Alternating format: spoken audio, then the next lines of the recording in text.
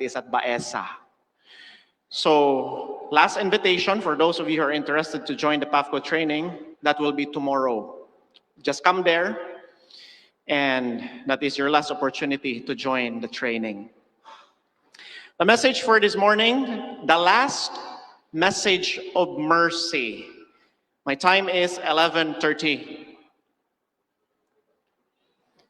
I usually preach for quite a time, but let's see how the Lord will bless us today. I just would like to ask you to bow down your heads with me. Let's start with another prayer. Our great God, our loving Father, thank you for giving us this day. Now we are going to open your words. Prepare our hearts, prepare our mind. Lord, I am not worthy to speak for you, but since you have found grace in using me, so I ask, dear Lord, that you'll hide me behind the cross of Jesus this very moment. And I ask that the Holy Spirit will be the one to teach all of us today. Guide us and bless us. In Jesus' name we pray. Amen. I'd like to begin with some amazing facts. Anyway, that's how we'd like to begin, from the Ministry of Amazing Facts. During World War II, when the plane is about to do a bombing campaign, what usually happens is that they drop, can you see the planes there? They drop some pieces of paper, and those pieces of paper is supposed to give warning to the people that there is a bombing campaign that is about to happen. And that the purpose of that is so that when the people will read that, they're supposed to go outside of the place to preserve their lives. For example, during World War II, particularly in Japan, same thing is done. Before bombing campaigns are conducted, they release pieces of paper, and this came to be known as the Limay leaflets. By the way, you can get this from the Atomic Heritage Foundation, that is AHF, nuclearmuseum.org.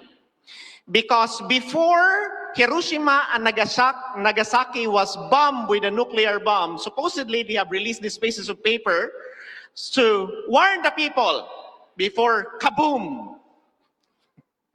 And this is what it says. I would read. Read this carefully. That's actually an actual image of a sample of this leaflet. You can see the picture there. This is distributed from the plane. You're supposed to pick it up and read it, and this is what it says.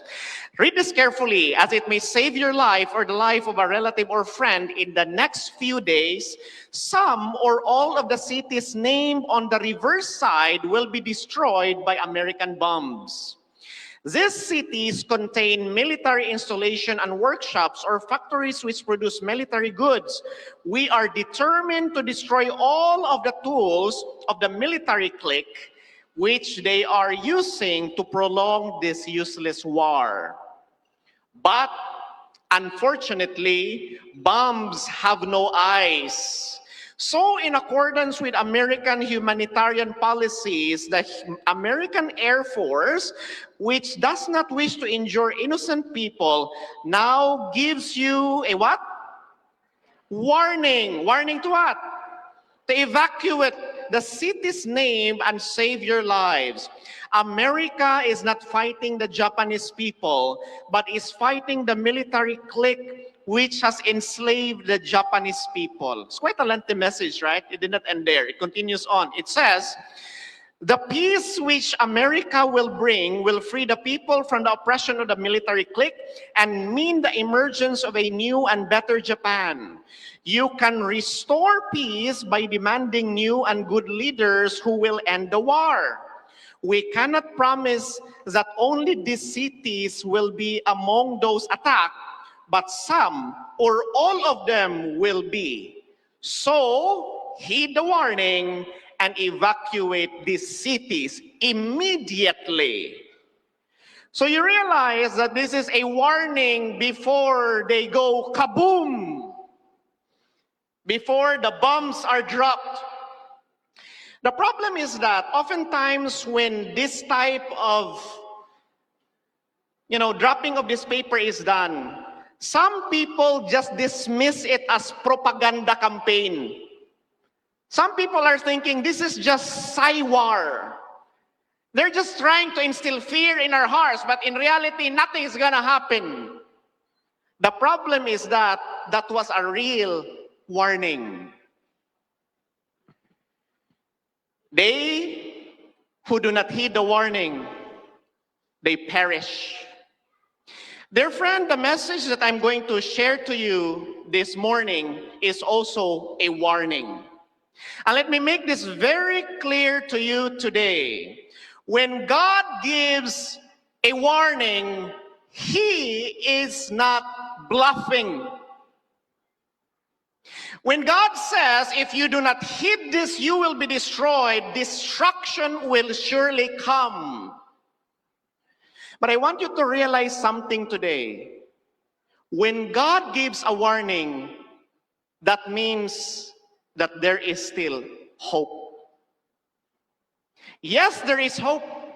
Because before destruction comes, God is always sending a warning to His people because He loves His people and He does not want His people to be destroyed. Example is what happened in Noah's time.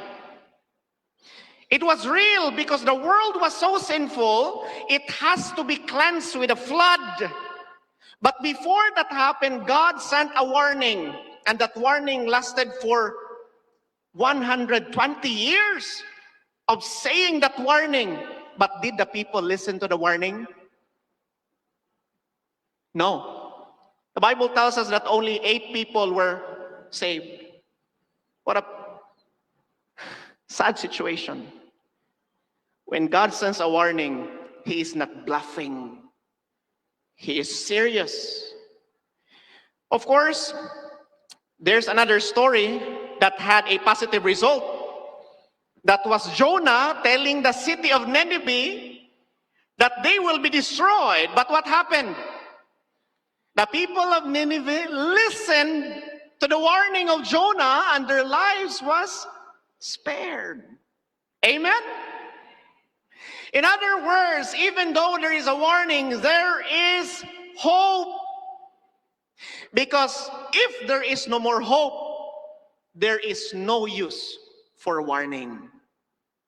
That's why the title of the message this morning is The Last Message of Mercy. So let's get into the details of this. What is the last message of mercy? What is it?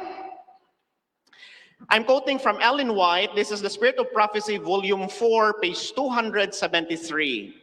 When Christ entered the most holy place of the heavenly sanctuary to perform the closing work of the atonement, He committed to His servants the last message of mercy to be given to the world. Such is the warning of the third angel of Revelation 14. Immediately following its proclamation, the Son of Man is seen by the prophet coming in glory to reap the harvest of the earth. So we already got the answer to the question, what is the last message of mercy? The last message of mercy is none other than the 3 angels' message. Did you notice the responsive reading a while ago? Yes, that is the last message of mercy. Well, the 3 angels' message can be summarized in that way. Fear God and give glory to Him, for the hour of His judgment is come. That's the first angel's message. The second angel's message, Babylon is fallen, is fallen. And the third angel's message, if anyone worship the beast and his image, you will drink of the wrath of God. 3 angels' message. But I want you to show you the details of the text. We have read this already a while ago. That was NKJV, that was right. Anyway, I like the rendering of the King James Version. Look at this one. It says, "And I saw another angel flying in the midst of heaven, having the what? The everlasting gospel to preach unto them that dwell on the earth, unto every nation and kindred and tongue and people, saying with a loud voice," what is the first angel's message? Let's read it together. "Fear God and give glory to him, for the hour of his judgment is come, and worship him that made heaven and earth and the sea and the fountains of water." Notice the details there. We're going back into that in a few moments. Here is the second angel's message, verse 8. Let's read together. "And there followed another angel saying, Babylon is fallen, that great city, because she made all the nations drink of the what? Of the wine of the wrath of her fornication." Now let's go into the third angel's message. "And the third angel followed them, saying with a loud voice, If any man worship the beast and the image and receive his mark," where can you receive the mark? "In his forehead or in his hand, the same shall drink of the wine of the wrath of God." So the third angel's message is a warning. Do not worship the beast. Do not receive his mark. "Because the wrath of God is poured out without mixture into the cup of his indignation, and he shall be tormented with fire and brimstone in the presence of the holy angels and in the presence of the Lamb. And the smoke of their torment ascended up forever and ever, and they have no rest day nor night who worship the beast and his image, and whosoever receiveth the mark of his name." But there is something special, because at the end of the three angels' message, something happens. What is it? Revelation 14 verse 12, it says, let's read it together. "Here is the patience of the saints. Here are they that keep the commandments of God and the faith of Jesus Christ." I want you to notice that the preaching or the proclamation of the three angels' message has a result, and that is the saints are ready to face their God. Because the next part says, if you jump to verse 15, it says, "The harvest of the earth is ripe." There is a misconception about the three angels' message. A lot of people think that the three angels' message is about beasts. And so people think that the three angels' message is a scary message. And that's why a lot of people, they don't want to talk about the three angels' message. But dear friends, I want you to realize that the three angels' message is not just about beasts. The three angels' message is a comprehensive message. In fact, it encompasses the theology of the Seventh-day Adventist Church. Look at this carefully. The three angels' message talks about the Sabbath because it says, "Fear God, worship the Creator." What tells us about the Creator? Is the Sabbath. The three angels' message also tells us about stewardship in terms of our health, time, and finances. Because the three angels' message tells us that you give glory to Him. We read in our Sabbath school lesson this morning that in everything that we do, we give glory to God. Notice that? That means stewardship in our health, time, and finances. The three angels' message also talks about the sanctuary and the investigative judgment, because the three angels' message says, the first angel says, judgment has come. What else? The three angels' message talks about the spirit of prophecy, because prophecy is telling us that Babylon is fallen, and that the time will come that those people who continue choosing sin will be destroyed. The three angels' message also talks about the state of the dead, because the second angel said, Babylon is fallen because he has made people drink of the wine cup of Babylon. The wine cup of Babylon means confusing doctrine that is leading people to perdition. The three angels' message is also about salvation, because at the end of the message it says, "Here are they." This is the people who keep the commandments of God. These are the people who has the faith of Jesus Christ. And of course, the three angels talk about the second coming of Jesus Christ. Do you realize that the three angels' message encompasses the 7S of Seventh-day Adventist teaching? That's the Sabbath. Because you might have a hard time memorizing the 28 fundamental belief. But here's something to make your life simpler. You have the Sabbath, you have stewardship, you have the sanctuary, you have the spirit of prophecy, you have the state of the dead, you have salvation, you have the second coming. These are the unique messages that God entrusted to the Seventh-day Adventist Church that other churches do not have. Amen? Spirit of prophecy also tells us that the message of justification by faith is the third angel's message in verity. Righteousness by faith, that is part of the three angels' message. So now you know what the three angels' message is.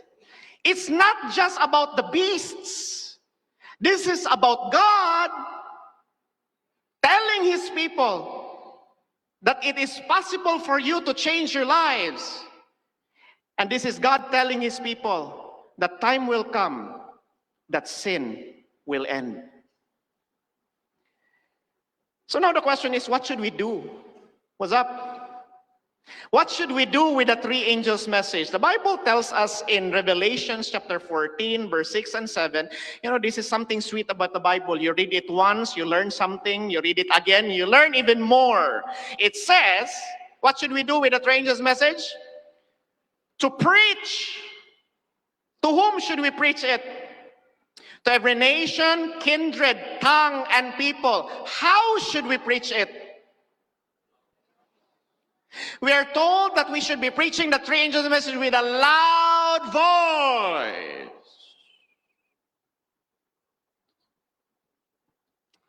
There is a thought,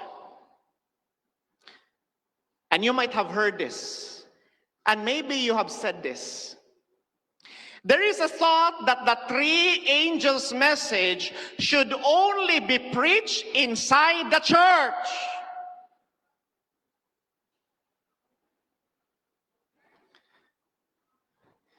Before I became the director of Amazing Facts Philippines, my job was coordinator, outreach coordinator. And as outreach coordinator, we send our missionaries to the field and we follow them up how they're doing. One time we sent our missionaries in a certain field and I called them to see how they're doing. And the missionary said, "Sir, we were told by the elders of the church," there was also a time that it was a pastor who told them, "The three angels' message? Shh. Don't include that in your message. Just preach it inside the church." But what a pitiful situation we are in if we're gonna do that, because that is not the purpose of the three angels' message.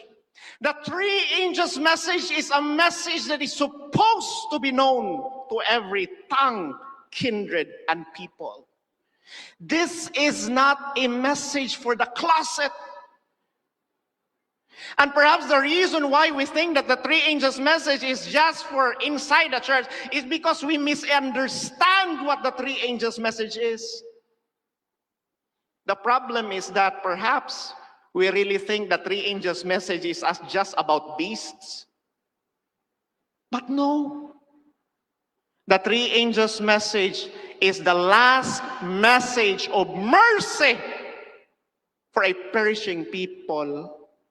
Because if you will not tell people that they're doing something wrong, that something wrong is happening, who will tell them? You think the devil will tell them? Of course not. We are told by Ellen White in the book Evangelism, page 119. In a special sense, Seventh-day Adventists have been set in the world as watchmen and light bearers. To them has been entrusted the last warning for a perishing world. On them is the shining, wonderful light from the Word of God. They have been given a work of the most solemn import. That, what is that work? The proclamation of the first, the second, and the third angel's message. There is no other work of so great importance. They are to allow nothing else to absorb their attention. Let's zoom in into those words. Look at it carefully. What is the message that God entrusted for the Seventh-day Adventist Church? The proclamation of the three angels' messages. And we are not to allow anything else to absorb our attention. But the question is, my dear brothers and sisters, are we proclaiming the three angels' message? Or are we just echoing the same message that the Sunday churches are preaching? What message does the Sunday churches are preaching? They will tell you that Jesus died on the cross for you. Amen? But that is not the only message that God wants you to know. Because the reality is that Jesus died on the cross for you so that He can pardon your sins, and He pardoned your sins so He can give you power to overcome sin. And as He gives you power to overcome sin, you will not be doing the sins of Babylon.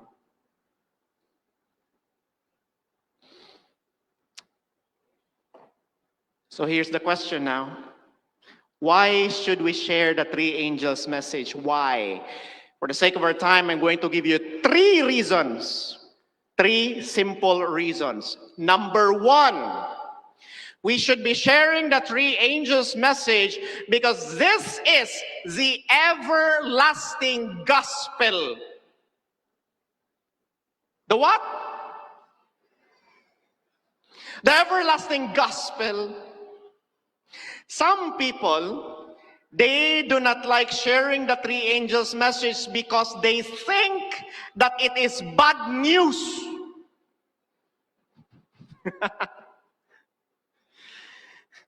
Bad news! The world is going to end. Bad news!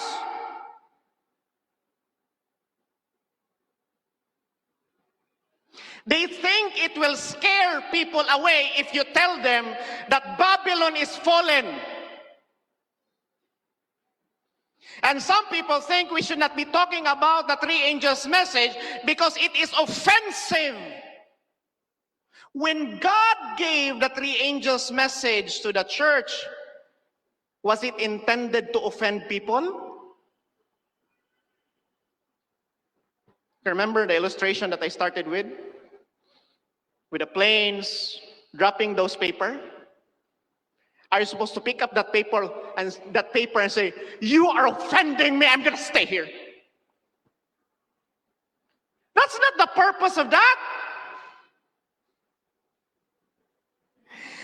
The reality is that the Bible is telling us that the three angels' message is the everlasting gospel. And when you say gospel, gospel means what? Bad news?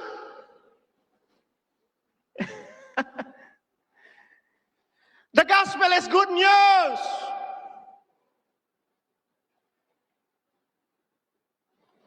What's the good news about the three angels' message? Here's the good news. Number one, salvation is available. The fact that God is still telling you, warning you, that means there is still hope for you.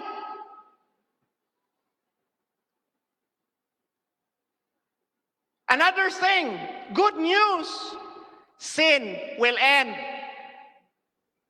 But I don't know about you. When you say sin will end, is that good news or bad news?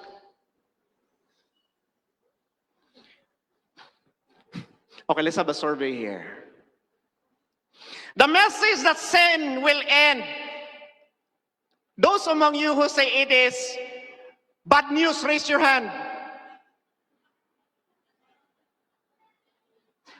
I'm worried that somebody will raise the hand. Because the message that there is an end for sin is only bad news for people who love sin. But the message that sin will end is good news for people who are tired of sin. Are you tired of sin? Are you sure?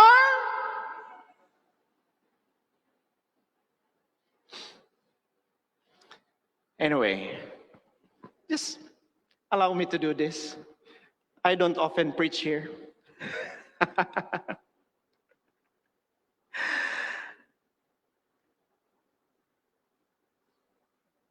For people who love sin, the end of sin is bad news. But for people who are tired of sin, who don't want sin anymore, this is the best news in their life. Amen? So that's why the three angels' message is good news or bad news? What? Again? Are you sure? Number 2. We should share the three angels' message because it prepares people for the last day events. Why do we need to prepare for the last day events? Look at this one. Revelation chapter 14, verse 12. Here is the patience. Here's the what? Why do we need patience? We need a lot of patience because the events of the last day are terrible events, and we need to have a lot of patience to be able to survive, my dear brothers and sisters. In fact, verse 13, it says, this is quite strange. First time I read this, I paused for a while and I thought, this is strange.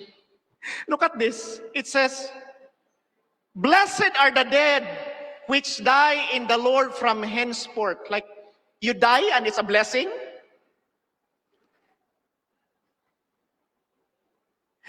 Blessed are the dead which die in the Lord from henceforth, yet said the Spirit, that they may, so here's the reason, that they may rest from their labors and their works do.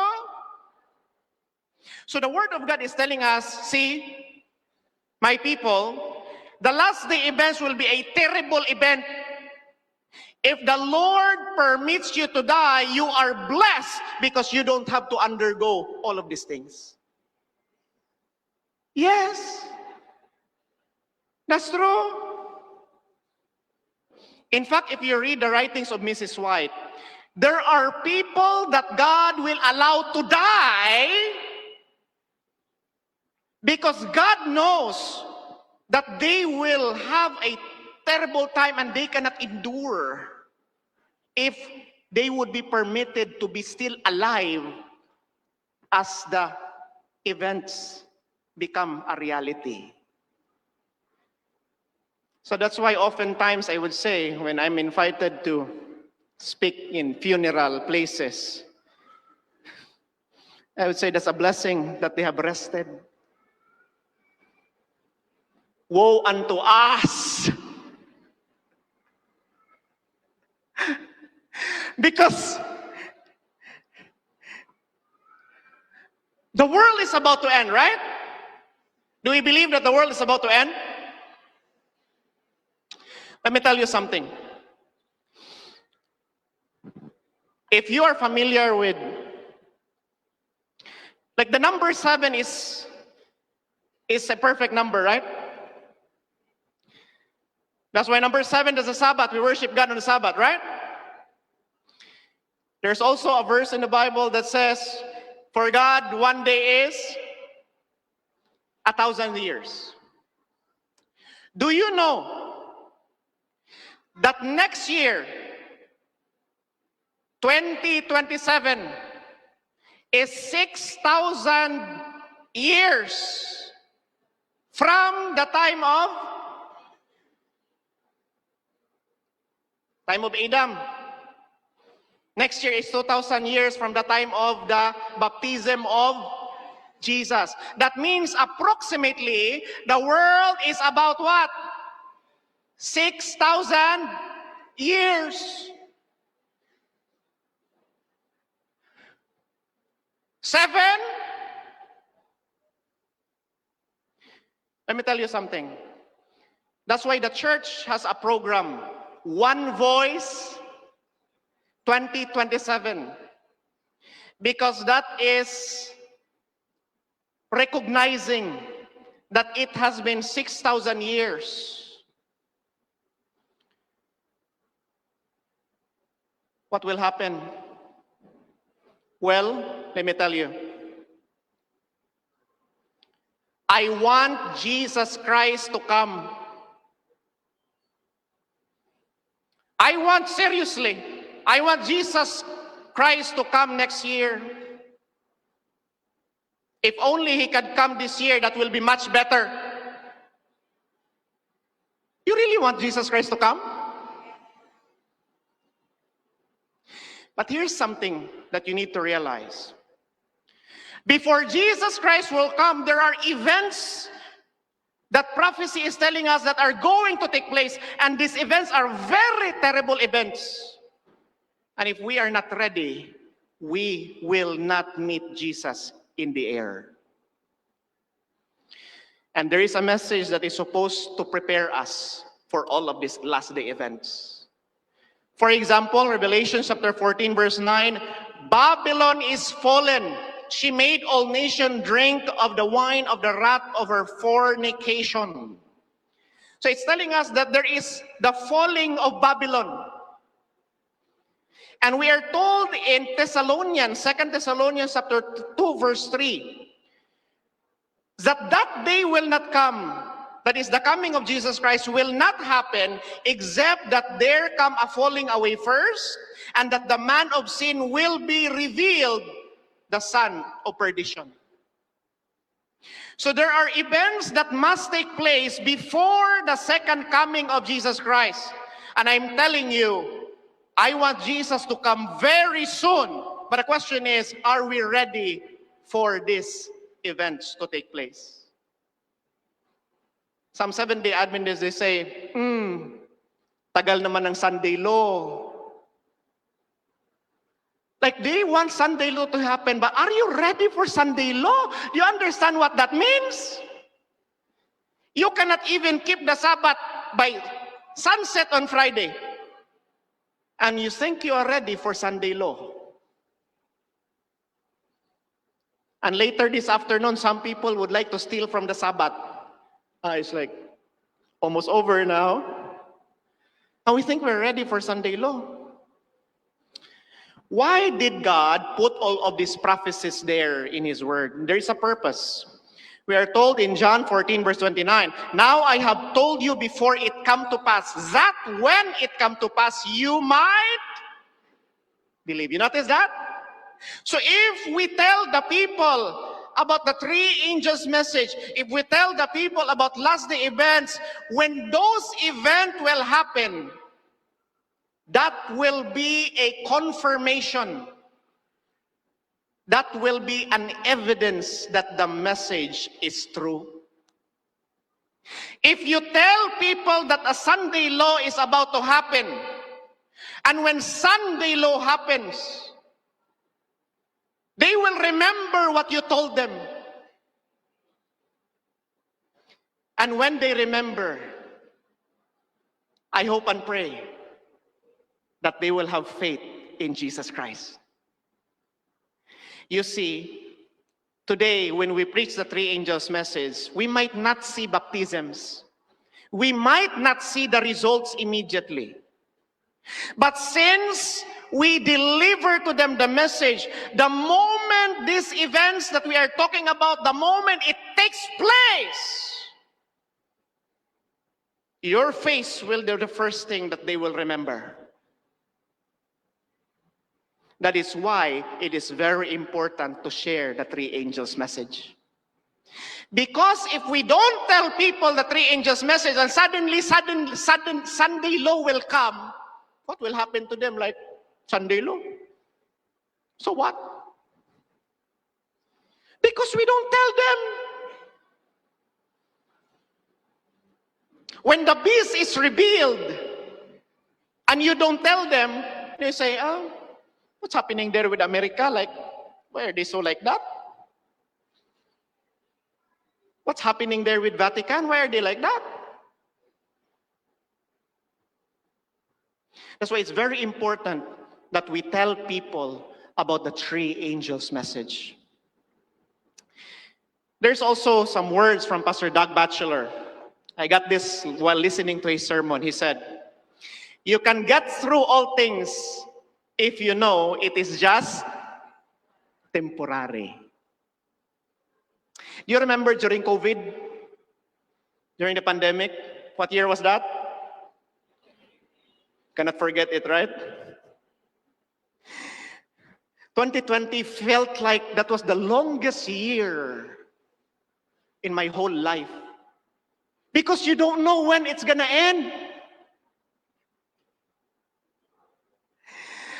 But when these events will come and happen in our lives, and we know that there is an end, we know what is the sequence, we know what is the next thing that will happen, you will be able to stand. Because you know it is just temporary. Amen? Last, we need to preach the three angels' message because it is the last message of mercy. We are told in Revelations 18, 1-4. You need to realize, if you notice carefully, the three angels' message is Revelation 14. When the second angel was described, it was not described as saying with a loud voice. You notice that? First angel with a loud voice. Third angel, there was a loud voice. But the second angel, not so loud voice. But don't worry, because the second angel will have a repeat proclamation. And the last proclamation of the third angel's message, the repeat of the second angel's message, it will be done with a mighty, strong voice. It will be done with great power, and the earth will be enlightened with His glory. Amen? But here's the thing. It says, he cried mightily with a strong voice, saying, Babylon the great is fallen, is fallen. You might say, ouch. Babylon is fallen, is fallen. Fallen na nga, na fallen pa.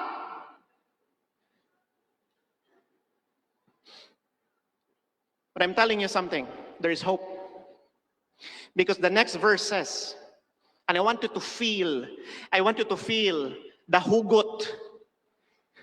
You know what hugot is?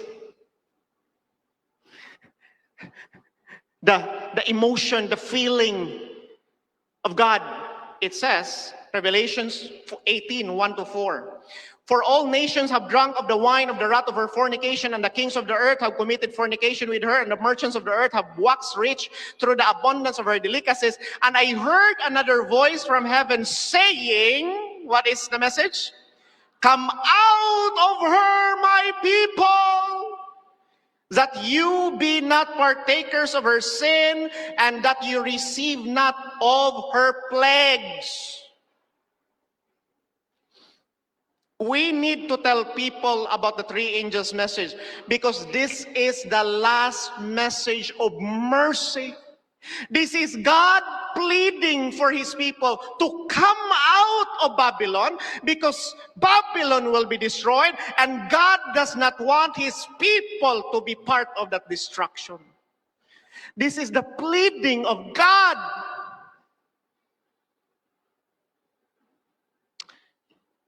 The theologian Roy Gain made a comment about Revelations chapter 14. This is from the book Sanctuary and Salvation, page 286 and 287. I want you to notice his commentary. Let's read this together. It says, "What if God did not warn us of the result of rebellion against him? Would that be loving?" And then, a few paragraphs after saying that, he said, "The fact that the message of the third angel is a warning has a positive side." What is the positive side? Let's read it together. There is still hope.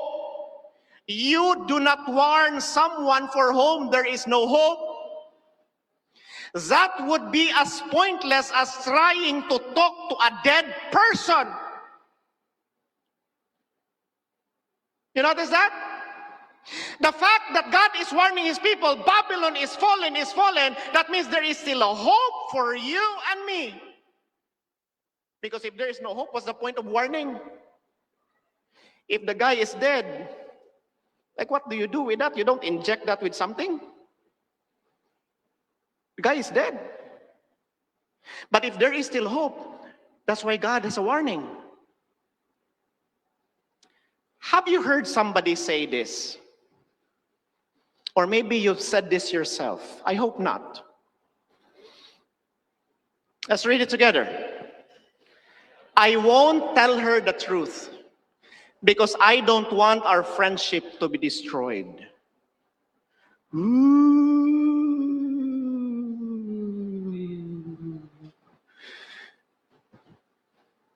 We're going practical now. Did you ever say this in your heart? What's the Tagalog of that? Ayaw kong sabihin sa kanya ang totoo kasi baka masira ang pagkakaibigan namin. Listen. Listen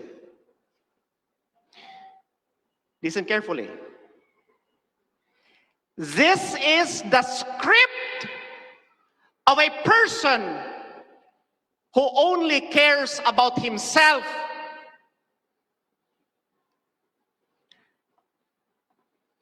This is selfishness masquerading as concern.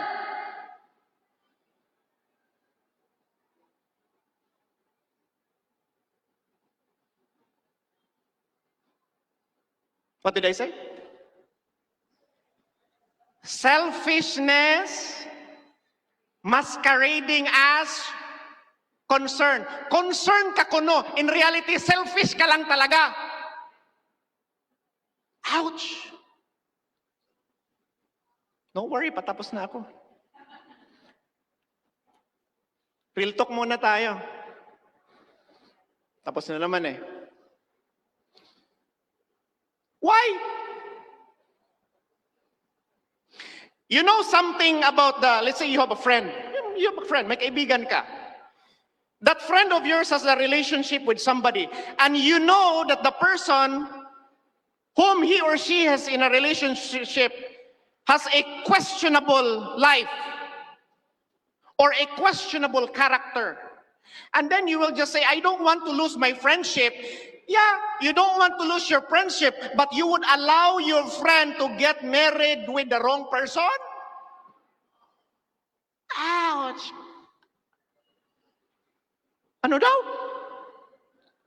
You don't want to hurt your friendship, but you would allow your friend to get married with the wrong person? I say, I won't tell my friend because... Oh, here's another one.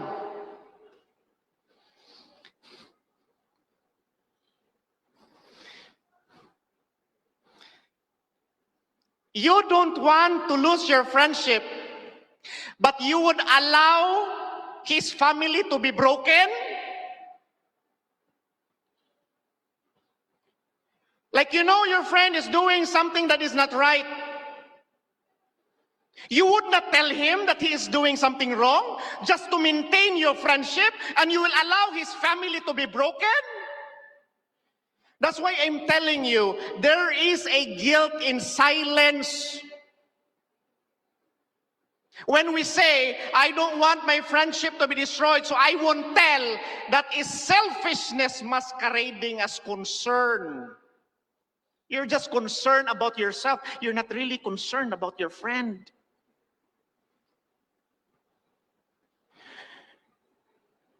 And some parents, let's talk about parents because some people cannot relate with, friends. Let's talk about parents. Some parents, they will say,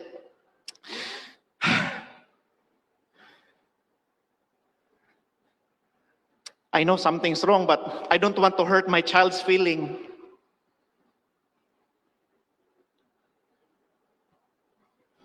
I know something is wrong, but I don't want my child to be angry with me, so I won't. I will just.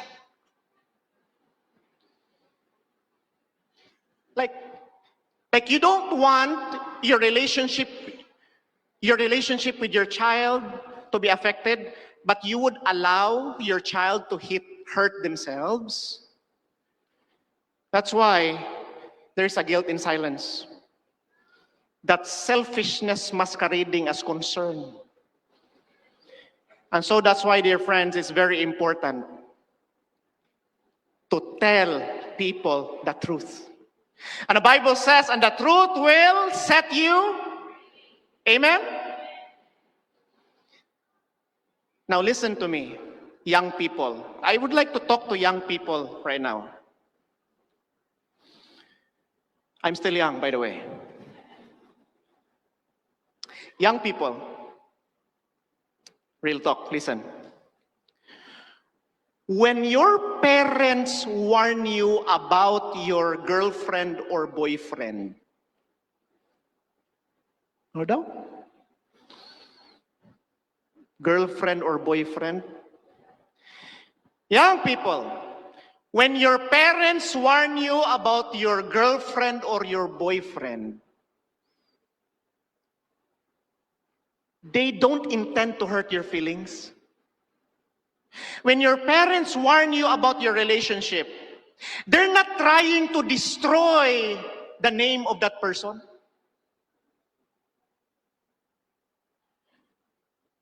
When your parents are warning you about a certain relationship, it's not because they just want to say whatever they want to say. But it's very important that you need to consider what your parents is saying, because there is no good parent who wants their child to get hurt. Amen?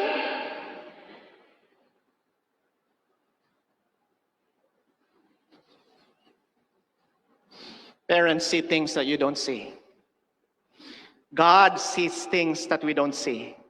And when God gives us a warning, listen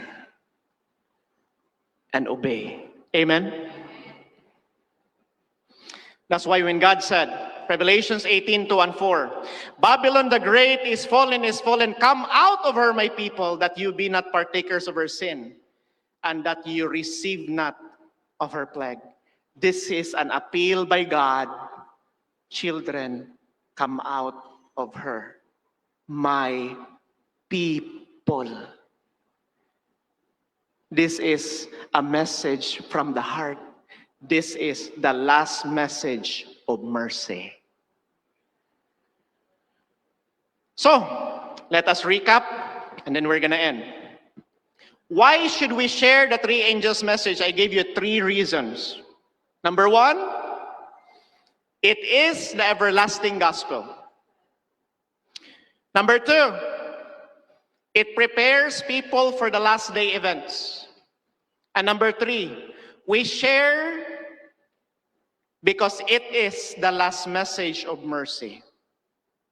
Last question, what will be the result?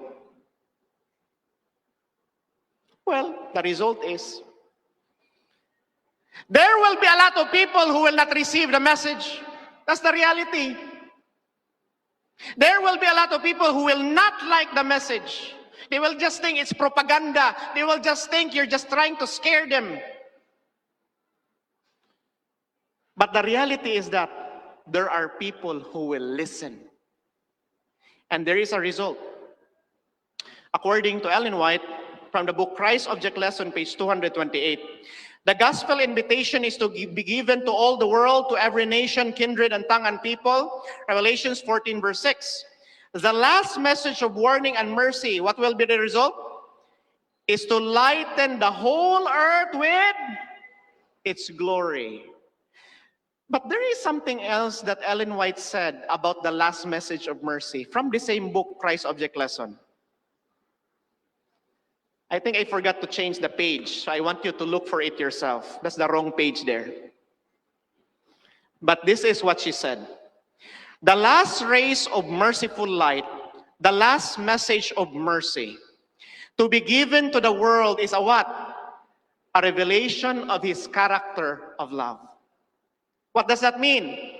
The children of God are to manifest in their own life and character. They are to reveal what the grace of God has done for them. So this is another paradigm. The last message of mercy is your life. The last message of mercy is my life. A life that has been transformed by the preaching of the three angels' message. Amen? Because at the end of the three angels' message is a proclamation of the situation of God's people. It says, here is the patience of the saint. Here are they that keep the commandments of God and the faith of Jesus Christ. The result of the three angels' message, God's people will be transformed. And I want to be a part of God's people. Amen? So let me end with this question. Would you like to tell the Lord Jesus Christ, Lord, change me? Is this your desire? Are you sure? I have one more question. Would you like to tell the Lord Jesus, Lord, help me to share the three angels' message? Is this your desire? Are you sure? If this is your desire, can you raise your hand? The Lord will help you, and may the Lord bless us. Happy Sabbath to all of us.